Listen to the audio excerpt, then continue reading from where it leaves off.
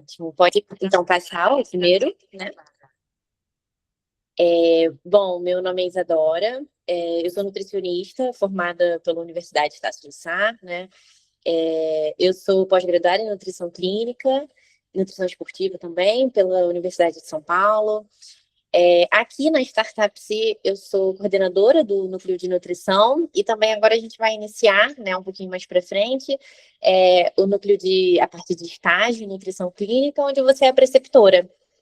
Então, e hoje também eu trabalho como sendo, né, nutricionista pelo SUS, vendo toda essa parte de atenção primária. Então, diabetes, síndrome metabólica é algo realmente que eu vejo a todo momento. Podemos passar? Bom, para a gente começar, a diabetes, né? é, ela é uma doença metabólica, né, caracterizada pela parte ali da hiperglicemia, ou seja, os níveis, né, elevados de glicose no sangue, eles vão estar super alterados. E isso vai acontecer porque vai existir um problema justamente na produção de insulina, ação da insulina ou em ambos, né? A insulina, então, ela é o hormônio que vai permitir a entrada de glicose nas células. Quando ela não funciona direito, né, a glicose ela vai ficar ali acumulada no nosso sangue, o que vai gerar a hiperglicemia crônica, que a longo prazo vai gerar danos, enfim. Conectando com o estilo de vida, no diabetes tipo 2, o principal mecanismo ali é a resistência insulínica, né, que muitas vezes vai estar relacionada com o excesso de peso, o sedentarismo e a alimentação inadequada, que é o que a gente mais vê hoje em dia, né? Pode passar. Como eu falei, né, ela vai estar ali caracterizada justamente por isso. Acabou repetindo, mas podemos passar também. A Sociedade Brasileira de Diabetes, né, esse slide me baseia justamente por essa diretriz. Ela diz, né, sobre esse impacto epidemiológico. Mais de 13 milhões de pessoas, né, de brasileiros vivem com a diabetes, cerca de 6,9% da população brasileira. Então, é muita gente. Fora os casos que as pessoas não sabem, né? Você tem diabetes, vive com a doença, mas você não sabe que você convive com ela. Então, no mundo já são centenas de milhões de pessoas, né? Ela é uma doença crônica mais relevante do mundo. Então, a gente pode reforçar aí o aumento da obesidade, que está super associado, o envelhecimento populacional e as mudanças alimentares, principalmente, né? Podemos passar. Aqui eu trouxe para vocês um dado também da Sociedade Brasileira de Diabetes, que é os fatores de risco, né? Sendo o IMC, né? Fumantes, pessoas que não fazem atividade física. Então, os comportamentos, né? O que leva a esse risco? O que a gente pode ver? Então, é um dado recente também, de 2021, e ele também recomenda, né? A Sociedade Brasileira recomenda 150 minutos por semana de atividade física leve ou moderada, ou 75 minutos de atividade rigorosa. Então, a gente vê, assim, a gente olha, pelo menos para pelo tempo de atividade, né, no celular. Quanto que a gente está associando, sabe? A gente passa mais de 2 horas direto no telefone, mas a gente pode fazer pelo menos uma atividade física, algo que seja relevante para nossa saúde, e a gente não faz, né? Bom, eu faço pelo menos. Pode passar. Aqui, outro estudo também da Sociedade Brasileira de Diabetes e também da Federação Internacional de Diabetes sobre o quanto a doença atinge a população, não só no Brasil, mas no mundo. Mais de 380 milhões de pessoas no mundo, sendo 13 milhões só no Brasil, né? E até 2035, estima-se que 592 milhões de pessoas têm uma doença, 179 milhões de pessoas com diabetes ainda não diagnosticaram a doença. Fora que as pessoas têm pai, têm mãe, né, que tem a doença, então tem um fator de risco para desenvolver, né? Se você não fizer essa mudança no estilo de vida e tudo mais, você acaba tendo esse fator já genético para uma predisposição, né? Pode passar. Aqui também trouxe outro dado da Sociedade Brasileira de Diabetes sobre os fatores de risco, sendo o índice de massa corporal maior ou igual a 25, né? Sendo ali o maior de todos. Baixa atividade física, em segundo lugar. Uma dieta pobre em grãos integrais, então pobre em fibras, dieta pobre em castanhas, sendo também ali uma dieta rica em carnes processadas. A gente vê que o Sul está super associado a isso, já que eles são os maiores consumidores de carnes e carne vermelha, né, no caso, carnes processadas, embutidos. Também ali uma dieta pobre em frutas, carne vermelha, tabagismo, bebidas ricas em açúcar, sendo refrigerante e esses outros tipos de coisa. Então a gente tem bastante dados, né? Bastante dados que estimulam esse agravo da doença. Pode passar? Esse daqui é a fisiopatologia da doença. Deixa eu só achar aqui. Fisiopatologia da doença. Então, eu vou consumir o alimento, né, onde ele vai ter uma alta taxa de glicose.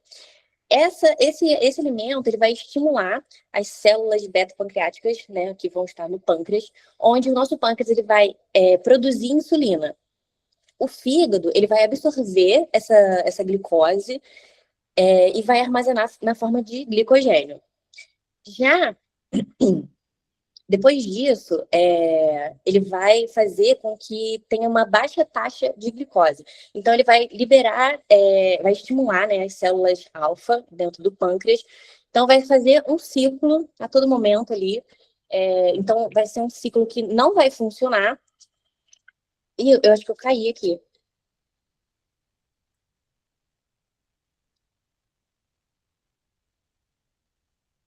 Ana, acho que eu caí. Vocês estão me ouvindo? A gente está te ouvindo sim, Isadora. Tá ok por aqui. Não, o meu slide aqui não está aparecendo. O slide Ah, para você? peraí, deixa eu só retornar aqui.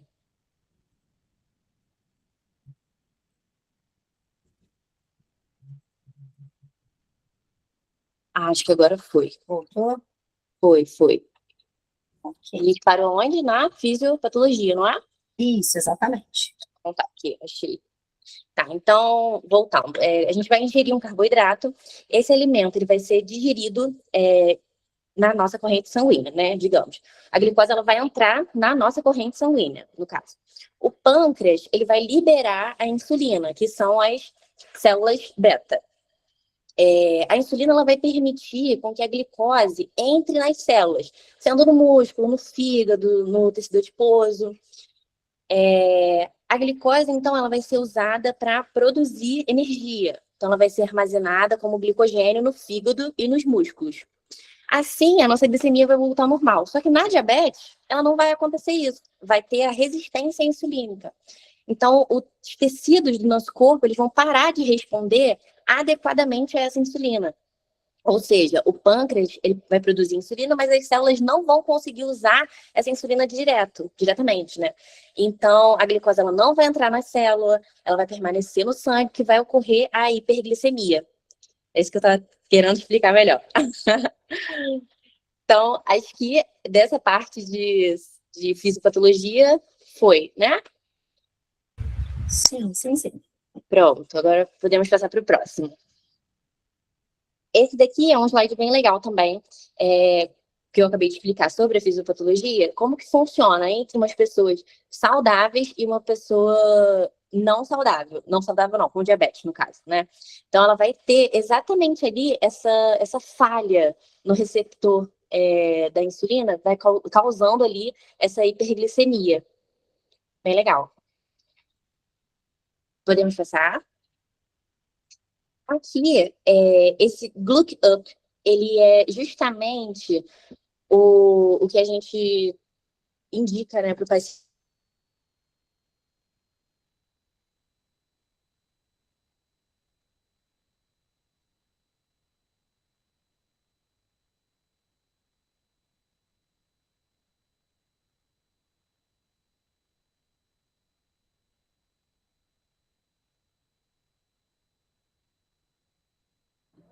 Isa, não dá para te ouvir.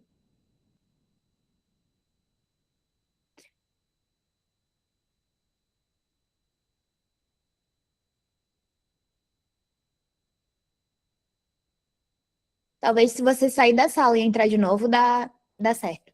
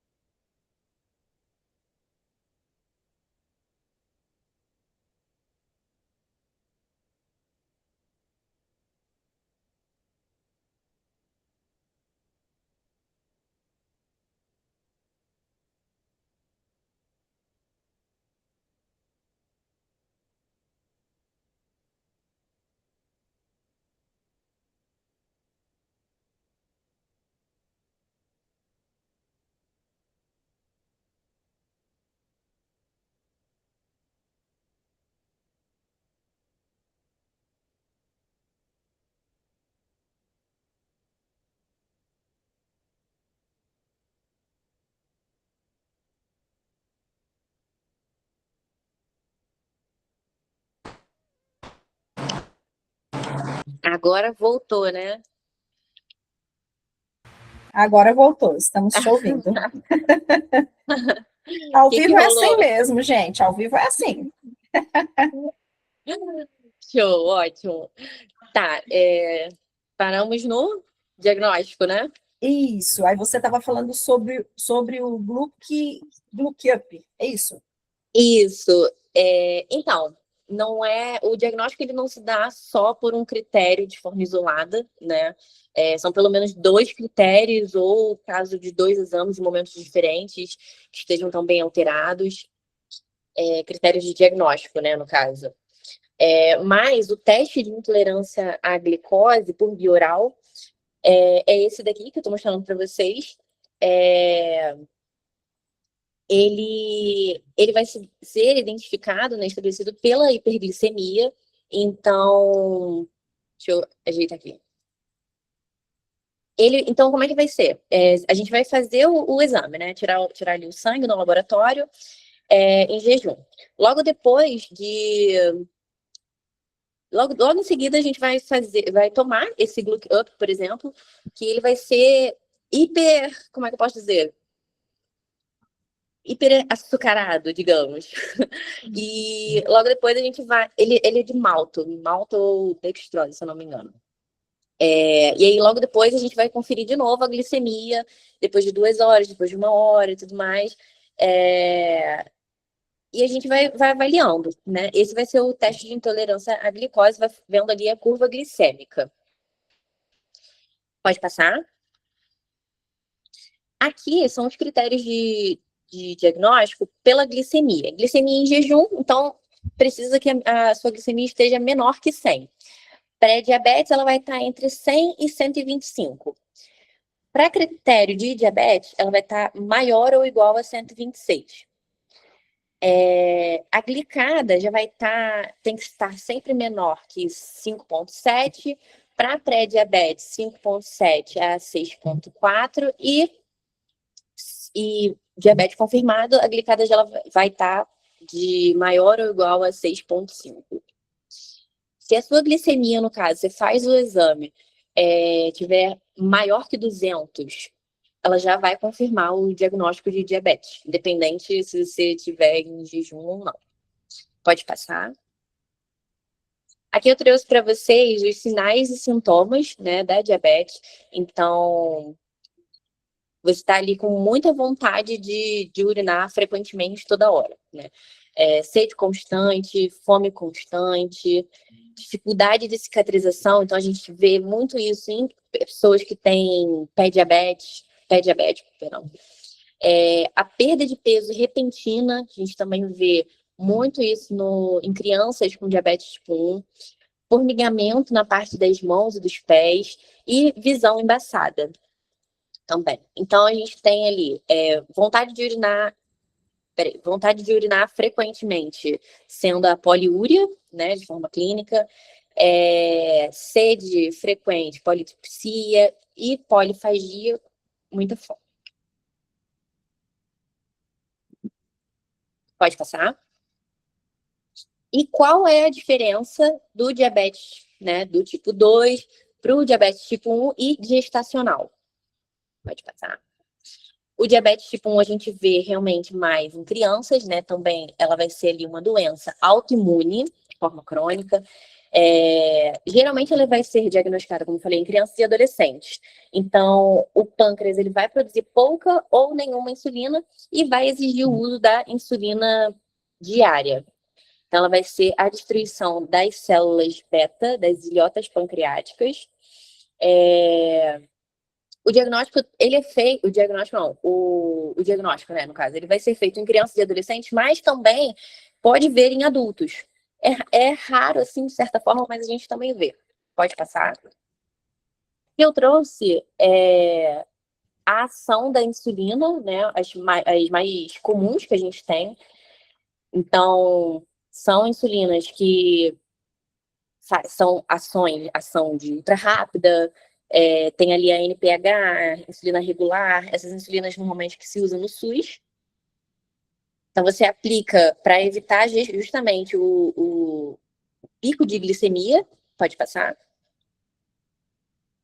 e também a diabetes gestacional, né, que ela vai ocorrer durante o período da gravidez. Então, ela pode ser transitória ou não, né? Então, geralmente ela desaparece após o parto, mas ela aumenta o risco de diabetes no futuro.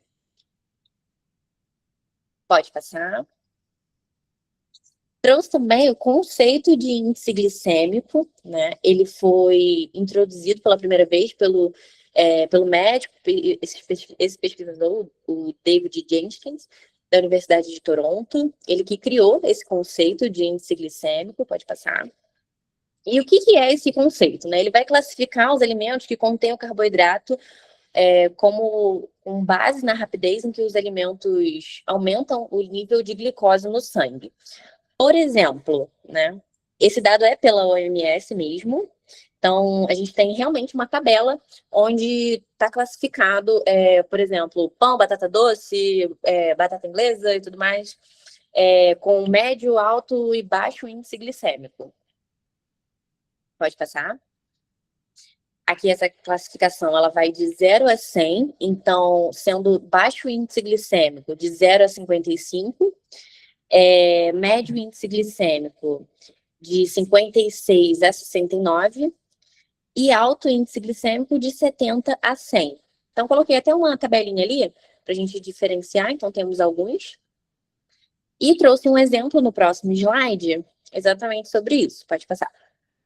O pão branco sendo alto índice glicêmico. Então, ele vai ter uma digestão rápida, ele vai elevar rapidamente a glicemia. E já o pão integral, não, ele tem um baixo índice glicêmico, já que ele é mais rico em fibra, tem uma digestão mais lenta, vai ter o controle glicêmico mais eficaz e vai te proporcionar de forma mais saciedade. O índice glicêmico é diferente de carga glicêmica, só para a gente lembrar disso. O índice glicêmico ele é relevante porque a gente come também outras fontes de comida. Também essa fonte é da OMS, pode passar. Então, os alimentos de índice glicêmico podem causar picos de glicose, enquanto os alimentos de índice glicêmico baixo ajudam a manter os níveis de glicose estável, para a gente fechar essa parte. Pode passar. Então, é só a gente comer alimentos integrais. É isso. Ninguém quer ficar com a glicose alta, a gente precisa só comer alimentos integrais? Não, né? É possível, então, a gente incluir outras fontes, como arroz, pão branco no dia a dia, sem problema nenhum, desde que a gente combine de forma inteligente com outros alimentos que ajudam a reduzir justamente esse impacto glicêmico. Exemplo, o arroz junto com o feijão, ele forma exatamente isso. O arroz branco com feijão vai formar exatamente, vai evitar esse pico glicêmico. Igual pão com ovo, né? Você junta o carboidrato junto com uma proteína, vai diminuir a velocidade dessa absorção. Pode passar. Aqui eu trouxe um artigo bem legal falando sobre o alimentos ultraprocessados e a diabetes tipo 2. É um estudo de 2024 que analisa exatamente essa relação entre o consumo de alimentos ultraprocessados e o fator de risco cardiovascular em pacientes com diabetes tipo 2.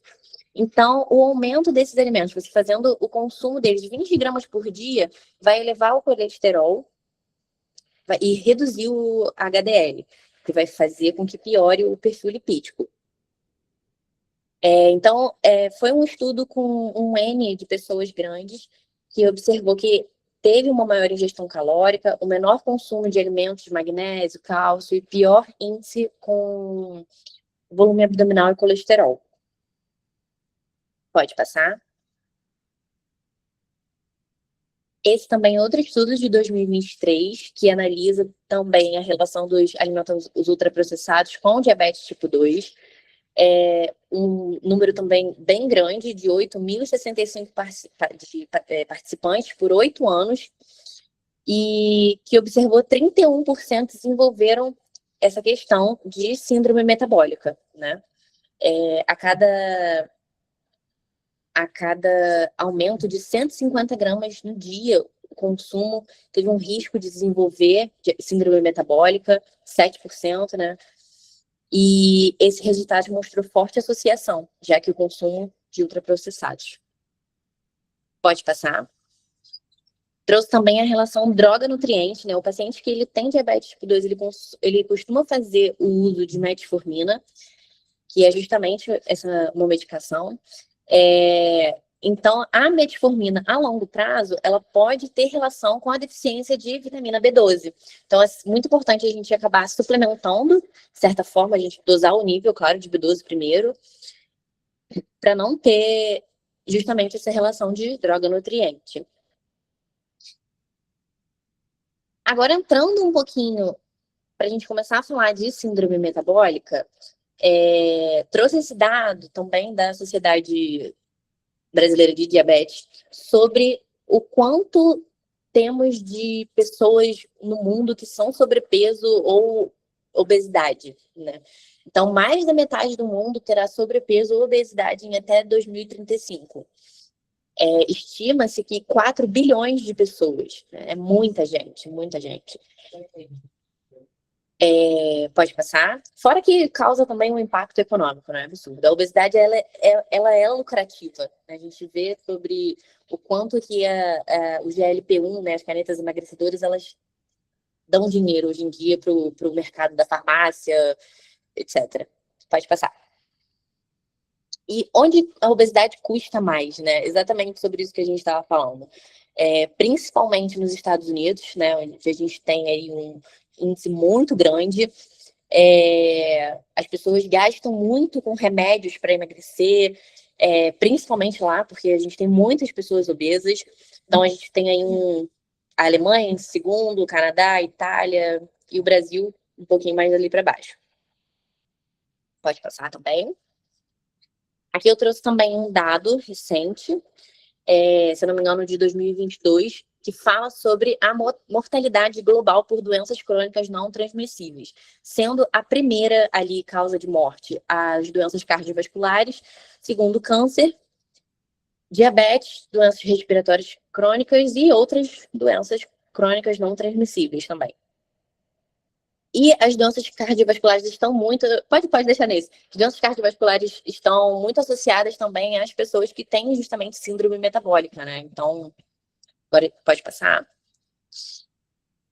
Então, para a gente entender de fato o que é a síndrome metabólica, ela vai ser um conjunto de fatores de risco cardiovasculares. Então, eu vou ter a obesidade como principal fator, pressão alta, glicemia elevada, colesterol, triglicerídeos. Juntos, eles aumentam significativamente as chances da diabetes tipo 2, AVC e outros tipos de doenças cardíacas.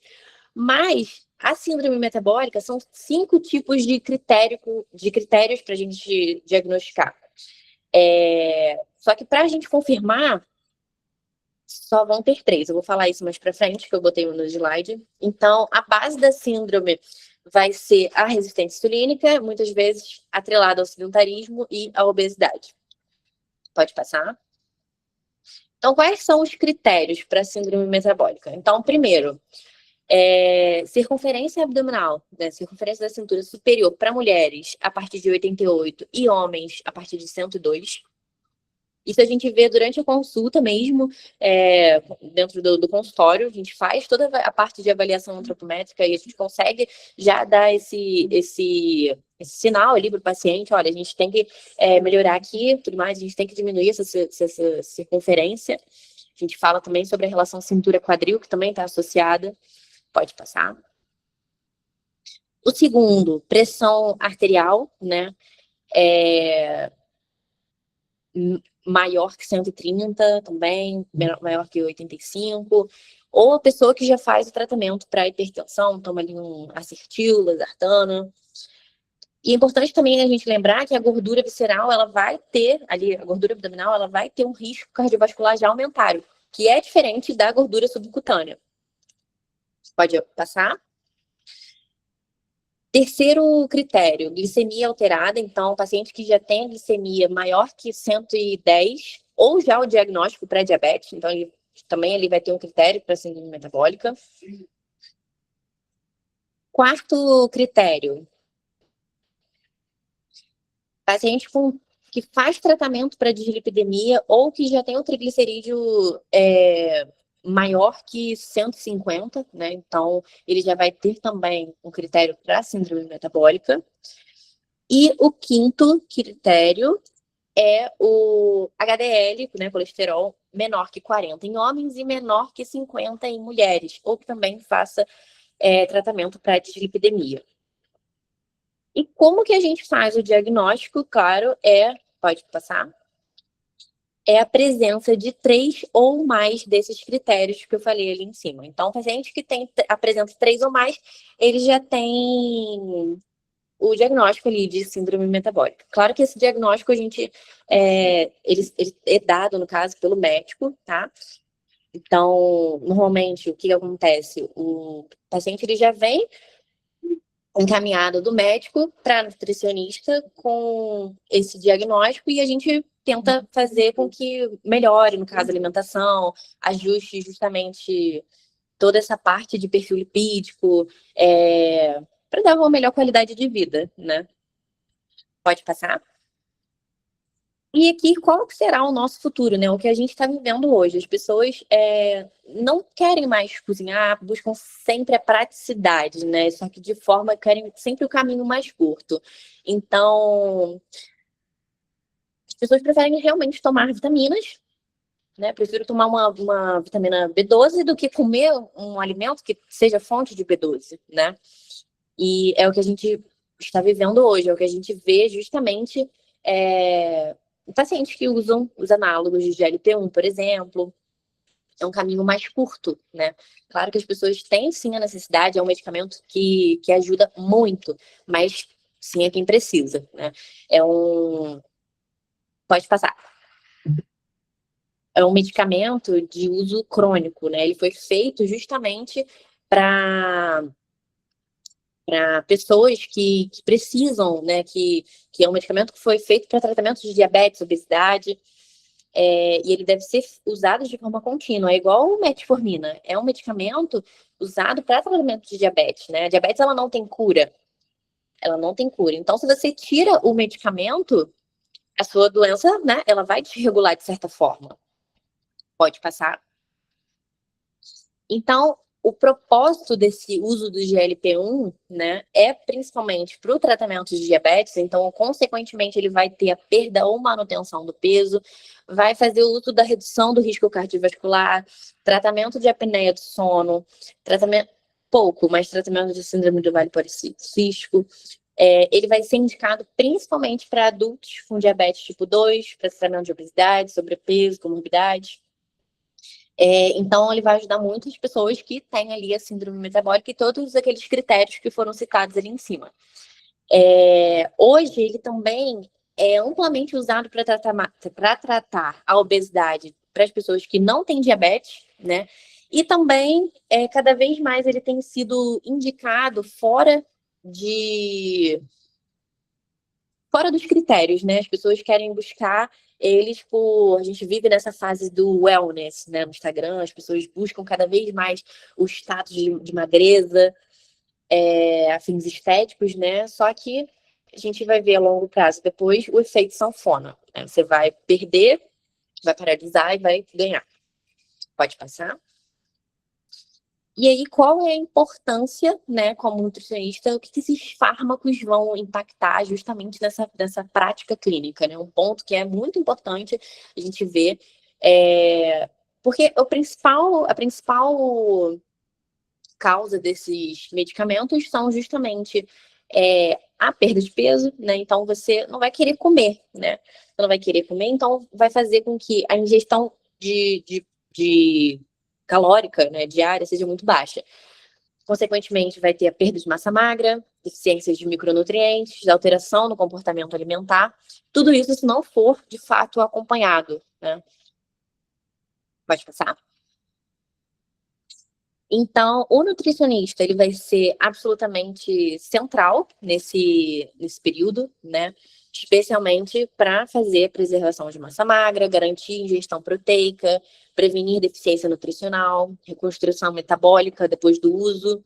Então, no período que o paciente estiver usando os análogos de GLP-1, por exemplo, a gente não vai conseguir contar VET. Não tem como a gente contar ele vai consumir 1.500 calorias por dia, 1.800.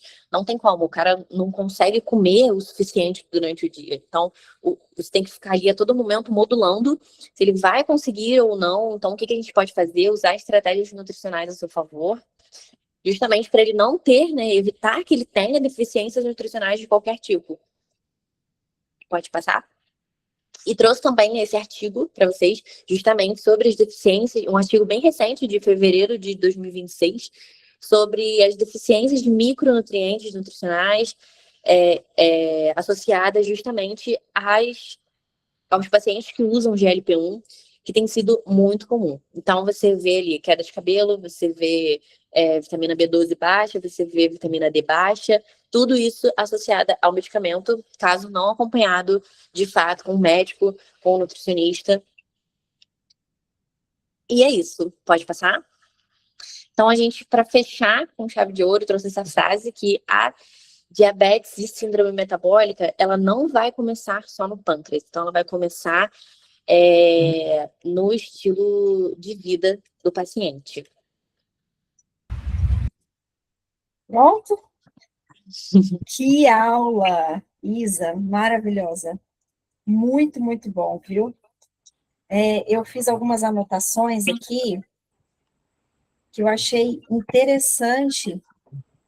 E você disse que há uma relação entre alimentos ultraprocessados e o desenvolvimento da síndrome metabólica, isso, né? Uhum. Então, às vezes, a gente nem percebe o que, não tem nem consciência do que está ingerindo, e o quanto isso vai prejudicar. E às vezes não é nem no futuro tão distante, às vezes é no curto prazo mesmo, né? Assim, você consumir todo dia, né, aquilo. Você está todo momento, isso daqui não faz mal, sabe? Eu tô ali só, vou consumir isso daqui de boa. É você querer ter um planejamento diário, né? Por exemplo, já que eu vou para faculdade todos os dias, eu posso, então, planejar levar o meu lanche do que comer um salgado super gorduroso na cantina, né? São esse tipo de coisa. É uma vez ou outra, né? A gente até momento. que dá uma espiadinha, mas agora sempre o corpo grita. Não é nem fala, o corpo já grita. Bom, pessoal, a gente tem algumas perguntinhas aqui, a gente está no momento